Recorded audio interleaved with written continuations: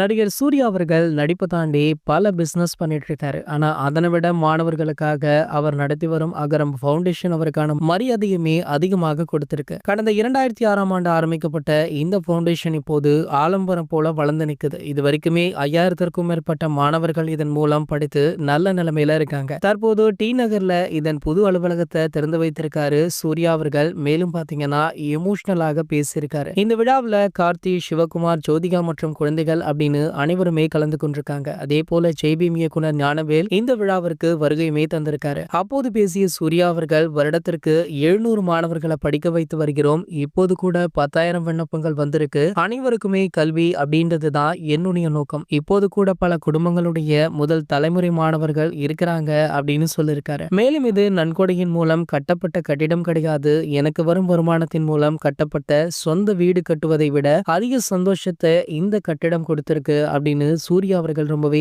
இமோஷனலாக பேசியிருக்காரு. சோ இதை நடத்தி பாத்தீங்கன்னா இவருடைய அகரம் ஃபவுண்டேஷனுக்கு கோலிவுட்டுடைய நிறைய நடிகர்கள் மறைமுகமாக உதவி பண்ணிட்டு இருக்காங்க. அதுல ஒருவராக நம்ம அஜித்குமார் அவர்களுமே இருக்கிறார் அப்படின்ற தகவல் தற்போது வெளியாக இருக்கு. இந்த தகவல் உறுதிப்படுத்தப்படல அப்படின்னாலுமே இதனை பற்றிய பேச்சு சோசியல் மீடியாக்கள்ல அதிகமாகவே இருந்துட்டு இருக்கு. சோ சூர்யாவுடைய இந்த செயலை பத்தி உங்களுடைய கருத்து என்ன அப்படின்றத கீழே உள்ள கமெண்ட் செக்ஷன்ல கமெண்ட் பண்ணிட்டு நம்மளுடைய அஜித் 360 சேனலை மறக்காம சப்ஸ்கிரைப் பண்ணிக்கோங்க.